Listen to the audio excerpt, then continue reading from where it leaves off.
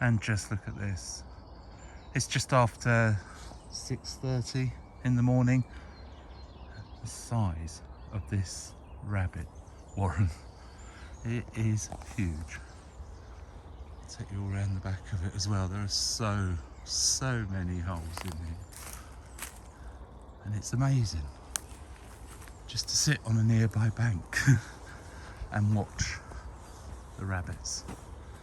And of course they've got this open area where they can feed, which is perfect for them.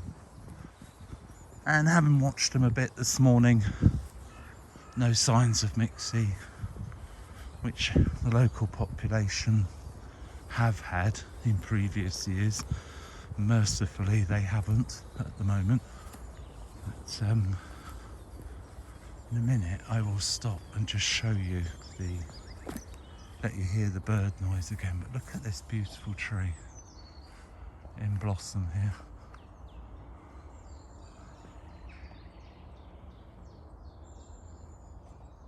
Now tell me nature isn't beautiful.